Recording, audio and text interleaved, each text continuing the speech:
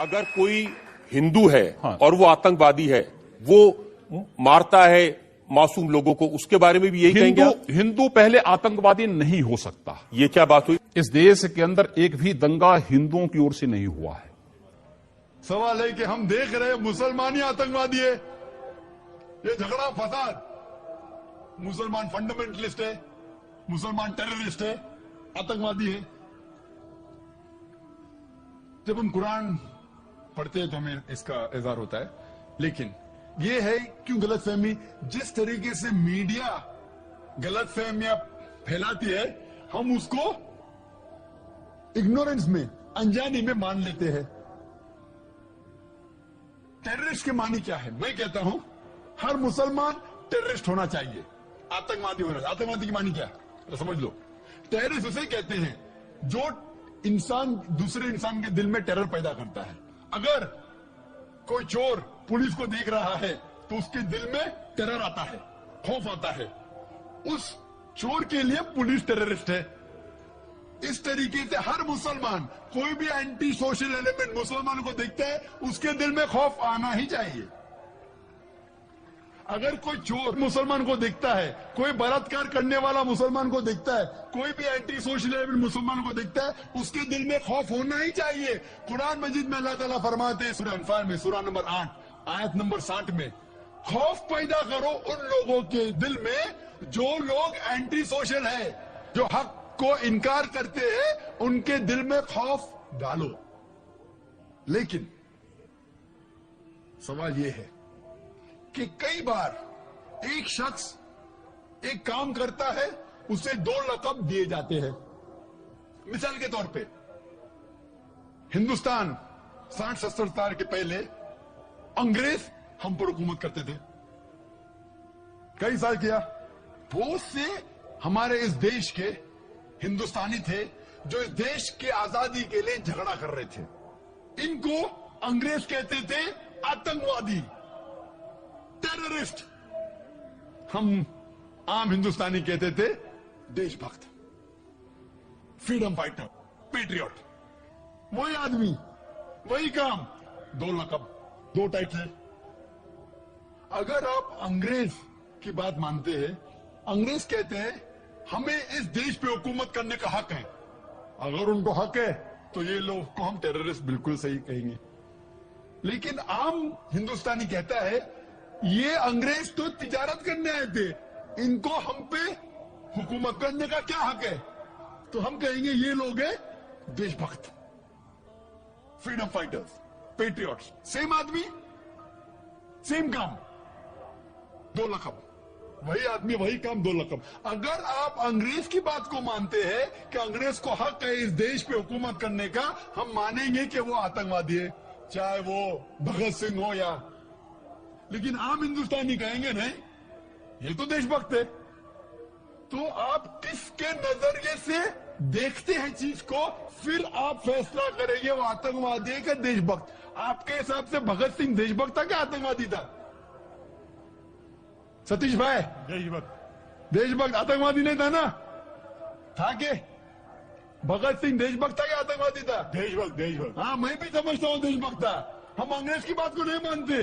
तो जब अंग्रेज टेलीविजन पे कहते, CNN BBC पे कि मुसलमान आतंकवादी, आप क्यों मानते? सवाल वो नहीं है, मेरा सवाल था। आता हूँ, मेरा पूरा जवाब मुकम्मल नहीं हुआ। जवाब मुकम्मल होगा फिर आपको मौका दूंगा मैं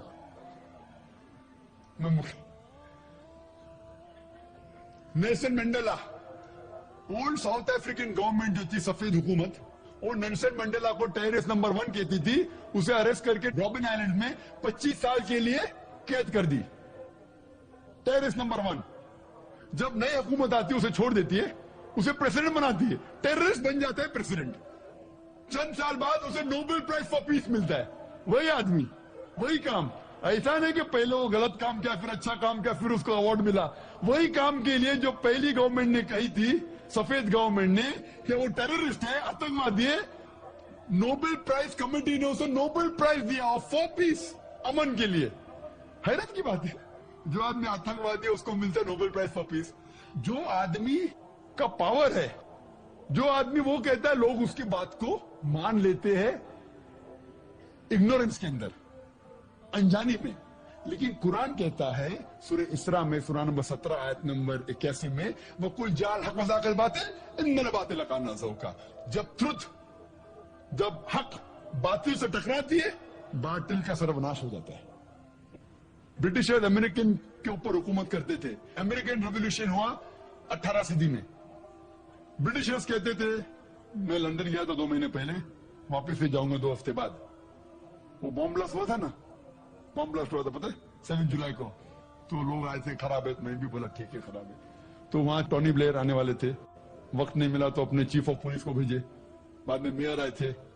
तो मैंने उनसे पूछा, आपकी इस देश ब्रिटिश गवर्नमेंट जब हुकूमत कर रही थी अमेरिकन गवर्नमेंट पे 18 सदी में, वो जॉर्ज वॉशिंगटन और बेंजामिन फ्रैंकलिन को टेररिस्ट नंबर 1 कहते थे, टेररिस्ट। उसके बाद जॉर्ज वॉशिंगटन बन जाता है प्रेसिडेंट ऑफ यूएसए, टेररिस्ट बन जाता है प्रेसिडेंट ऑफ यूएसए। वो गॉडफादर है, गुरु है किसका? जॉर्ज बुश का भी, ठीक है ना, जॉर्ज बुश का गुरु है। वो जो आतंकवादी आप कहते थे, उसके शागिर्द के दोस्त भी आप है। क्या बात है, आपका नजरिया क्यों बदल रहा है? आप कहते थे टेररिस्ट चंद सदी पहले, अभी आप उनके दोस्त थे। तो हमें यह तहकीक करना चाहिए कि क्यों उसको वो लक़ब मिला। अगर जो 11 सितंबर को हुआ था न्यूयॉर्क के अंदर, आप जो कह रहे हैं ना मुसलमान, उसके ऊपर जवाब तो अभी आ रहा है। ये तो खाली वो स्टार्टर्स बोलते ना, स्टार्टर्स, सूप पीते पहले तो मेरा बराबर खाना खत्म होता है। मेन मील तो अभी है। मुझे एक शख्स ने पूछा था जब मैं ऑस्ट्रेलिया गया था और इंग्लैंड के अंदर भी, doctor Zakir Naik, do you consider bin Laden to be a terrorist? क्या बिन लादेन को टेररिस्ट मानते हैं? तो मैंने कहा, भाई मैं बिन लादेन को जानता नहीं हूं, मैं यही नहीं कह सकता हूं वो टेररिस्ट है क्या नहीं, अच्छा है क्या बुरा, मैं नहीं जानता हूं। कुरान में लिखा है सूरह हुजुरात में सूरह नंबर 49 आयत नंबर 6 में कि जब भी कोई बात कोई कहता है, पहला तहकीक करो फिर दूसरे तक पहुंचाओ। अगर मैं CNN और BBC की बात मानूं तो मुझे कहने पड़ेगा कि बिन लादेन टेररिस्ट है, लेकिन मैं क्यों मानूं बात उनकी? क्योंकि मैं आदमी हूं जो घूमता हूं, मीडिया में जानता हूं माशाअल्लाह। तो मैं कहता हूं ना बिन लादेन मेरा दोस्त है ना मेरा दुश्मन है, मैं नहीं जानता हूं। लेकिन अब ये मुझे पूछना चाहते टेररिस्ट नंबर 1 कौन है, तो ये तो जानता हूं मैं, CNN जो अमेरिकन चैनल है, जॉर्ज बुश उसका प्रेसिडेंट है, गर्व से कहता है कि हमने हजारों अफगानिस्तान लोग को बम गिराए, कत्ल किए, इराक में हजारों का कत्ल किया। ठीक है, मान भी लो बहस के तौर पे बिन लादेन ने किया, मान लो, मैं नहीं कहता हूं, मान लो बिन लादेन ने किया कि 11 सितंबर को ट्विन टावर को अटैक किया और 3000 या 5000 लोग मरे। लेकिन अगर 3 या 4000 लोग मरे, 5000 लोग मरे, उसका ये मतलब नहीं होता है कि आप उससे डबल लोग को अफगानिस्तान में मारे एक आदमी की वजह से। कर सकते? अरे बिन लादेन को पकड़ के मारो ना, अगर मानना है तो। अगर उसने किया, सबूत है तो सबूत पूछते अफगानिस्तान गवर्नमेंट ने मरने कि सबूत क्या है, वो सबूत देता टोनी ब्लेयर को। है सबूत पूछ रहा अफगानिस्तान कि आप मुझे सबूत दो, सबूत क्या है तो हम उस पर तहकीक करेंगे, सजा देंगे उसको। वो सबूत देते मुशर्रफ को, पूछ रहा है आपका, किधर का इंसाफ है ये? किधर का इंसाफ है? प्लेन भेजते हजारों लोग का कत्ल किए अफगानिस्तान में, इराक में। मैंने कहा यूके में, ऑस्ट्रेलिया में, यहां भी अगर टेररिस्ट नंबर 1 है तो जॉर्ज बुश है।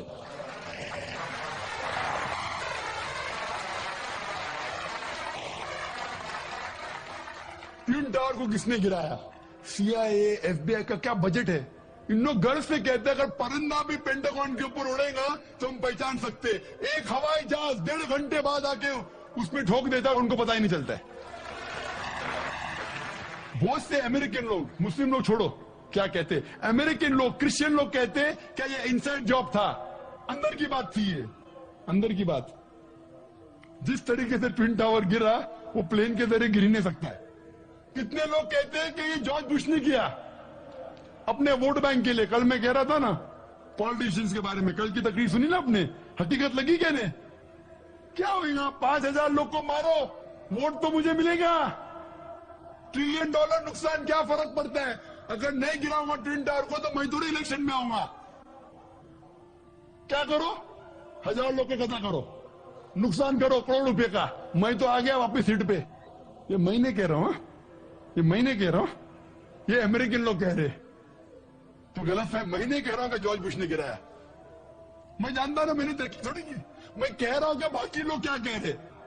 अमेरिकन लोग कहते हैं, कुछ लोग, कि बिन लादेन ने क्या कुछ ने कहा जॉर्ज बुश। लेकिन ये तो मैं जानता हूं कि मैं टीवी पे जो देखा हूं वो खुद के चैनल के ऊपर कि जॉर्ज बुश गर्व से कह रहा 1000 लोगों को मैंने मारा। इसीलिए मैं जॉर्ज बुश को टेररिस्ट नंबर 1 कहता हूं। ये बाबरी मस्जिद में जो हुआ हिंदुस्तान में, गुजरात में क्या हुआ, वोट बैंक के लिए हिंदू मुस्लिम में झगड़ा करो। बाबरी मस्जिद को कौन जानता था पहले? आप जानते थे? सुने थे बाबरी मस्जिद के बारे में?